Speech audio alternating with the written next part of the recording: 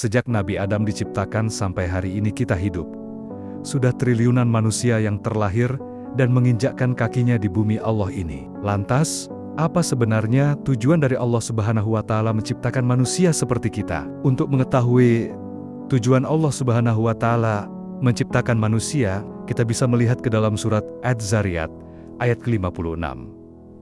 Di sana Allah menitipkan pesan kepada golongan jin dan manusia bahwa tujuan dari penciptaan jin dan manusia adalah untuk beribadah kepada Allah Subhanahu wa Ta'ala. Pertama adalah alam ruh. Alam ruh adalah fase pertama kehidupan manusia. Disinilah manusia itu berasal. Di alam ini, manusia menunggu panggilan dari Allah untuk nantinya ditempatkan dalam jasad yang telah Allah sediakan. Ketika Allah akan membawa ruh ini untuk masuk ke dalam jasad manusia, Allah bertanya kepada setiap ruh dengan pertanyaan yang sama. Alastu birobbikum? Apakah kalian bersaksi bahwa akulah Tuhan kalian? Qalu bala, syahidna. Ya Tuhanku, kami bersaksi bahwa Engkau adalah Tuhan kami. Setelah mereka melakukan sumpah pengakuan bahwa Allah adalah Tuhan mereka, barulah Allah masukkan ruh tersebut ke dalam jasad yang telah Allah tentukan. Di alam ruh ini, manusia seluruhnya sama. Tidak ada yang lebih baik dari siapapun. Tidak ada perbedaan tinggi badan, warna kulit, dan sebagainya. Kedua adalah alam kandungan. Alam kandungan ini adalah proses awal sebelum lahirnya sosok manusia yang baru. Dalam proses ini sunatullah berjalan. Bermula dari ovum yang dibuahi oleh sperma, kemudian janin tersebut menempel di dinding rahim. Dan dalam penjelasan hadis Arba'in An-Nawawi, urutan hadis yang keempat, Rasulullah menjelaskan tentang tahapan manusia dalam kandungan. Manusia dalam kandungan mengalami beberapa proses, yang mana masing-masing prosesnya dilalui selama 40 hari. Pada 40 hari pertama manusia berbentuk nutfah cairan, bentuk awal dari bersatunya sperma dengan ovum. 40 hari kemudian manusia berbentuk alaqah nutfah yang menempel dalam dinding rahim. 40 hari kemudian manusia berbentuk mudghah, bentuk awal manusia, tetapi belum memiliki nyawa. Proses yang berjalan selama kurang lebih 120 hari atau sekitar 3 bulan, barulah Allah utus seorang malaikat untuk meniupkan ruh ke dalam jasad manusia. Sebagaimana yang Allah firmankan dalam surat Syad ayat 72, فَإِذَا سَوَيْتُهُ وَنَفَخْتُ فِيهِ مِنْ رُوحِي فَقَعُوا لَهُ سَاجِدِينَ. Kemudian apabila telah aku sempurnakan kejadiannya dan aku tiupkan roh ciptaanku kepadanya, maka tunduklah kamu dengan bersujud kepadanya. Bayi yang telah ditiupkan nyawa ke dalam jasadnya dan telah dituliskan juga atas namanya beberapa ketentuan takdir yang akan membersamai hidupnya. Bayi tersebut berkembang di dalam kandungan sampai berusia kurang lebih 9 bulan 10 hari. Setelah sempurna bayi tersebut secara fisik, barulah Allah lahirkan bayi tersebut ke dalam dunia. Ketiga adalah alam dunia.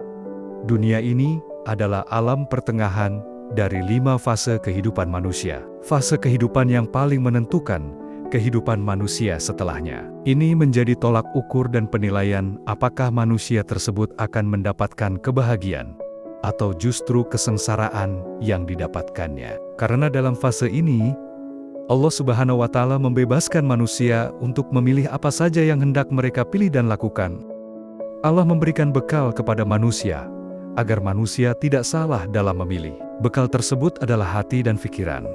Pikiran memiliki kemampuan untuk bisa membedakan mana yang baik dan mana yang buruk. Sedangkan hati, ia mampu merasakan mana pilihan yang tepat dan tidak tepat untuk dilaksanakan.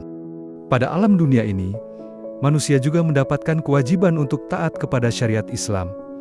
Ketaatan secara mutlak dimiliki oleh seseorang yang mukallaf atau telah balik. Tanda seseorang telah mukallaf atau balik, ini adalah mimpi yang diserai dengan keluarnya mani bagi seorang laki-laki dan menstruasi bagi perempuan. Di fase inilah Allah telah menjelaskan kepada manusia dan jin bahwa tujuan mereka diciptakan adalah untuk beribadah hanya kepada Allah. Namun nyatanya, tidak semua manusia dan jin taat dan patuh kepada perintah Allah. Sebagian besar dari mereka enggan untuk beribadah. Bahkan banyak dari mereka yang menyekutukan Allah. Sebagian dari mereka mempertanyakan tentang pentingnya ibadah bagi kehidupan mereka, karena bagi mereka, tidak beribadah pun mereka bisa mendapatkan kesenangan di dunia. Pertanyaan ini yang nantinya akan kita jawab setelah kita menjabarkan kelima alam kehidupan manusia. Keempat adalah alam barzah. Alam barzah, atau biasa disebut dengan alam kubur, adalah alam di mana manusia ditempatkan oleh Allah setelah mereka meninggal dunia. Di alam ini manusia menunggu hadirnya hari kiamat yang akan menentukan kedudukan mereka di alam akhirat. Apakah akan menjadi penghuni surga, ataukah mereka merasakan siksa di neraka? Keduanya adalah bentuk balasan dari Allah atas apa yang telah mereka perbuat di kehidupan dunia. Di alam ini, manusia akan didatangi oleh malaikat penjaga kubur, yaitu malaikat Munkar dan Nakir. Beliau yang akan menanyai manusia tentang keimanan manusia kepada Tuhan, Rasul, dan bagaimana mereka menjalani kehidupan di dunia. Pertanyaan-pertanyaan tersebut tidak bisa dijawab dengan akal pikiran. Jawaban dari pertanyaan tersebut hanya dipunyai oleh orang-orang yang selama hidup di dunia. Mereka taat dan patuh kepada Allah dan Rasulullah. Kelima adalah alam akhirat. Alam akhirat adalah pemberhentian terakhir dari perjalanan panjang kehidupan manusia. Pada alam ini manusia akan diaudit seluruh amal kebaikan dan amal keburukannya. Hasil dari timbangan inilah yang nantinya akan menentukan tempatnya di akhirat. Bagi orang Islam yang timbangan kebaikannya lebih berat dari keburukannya, maka mereka mendapatkan tiket langsung ke surga. Sedangkan untuk kaum muslimin yang timbangan keburukannya lebih berat dari kebaikannya, maka mereka harus menjalani fase pembersihan dosa di neraka. Dan untuk mereka yang tidak beriman kepada Allah, kafir, mereka tidak membutuhkan hisab, karena tempat mereka sudah pasti di neraka. Apa yang akan kita dapatkan di akhirat nanti, bergantung kepada apa kita lakukan di dunia. Siapa yang taat dan patuh kepada perintah Allah, akan berbalas kebaikan berupa surga. Dan siapa yang berbuat keburukan, akan dihadiahi dengan neraka. Salah satu bentuk ketaatan kepada Allah adalah menjalankan ibadah dengan sebaik-baiknya dan berharap balasan hanya kepada Allah. Tapi mengapa ibadah itu terasa sangat berat untuk dijalankan?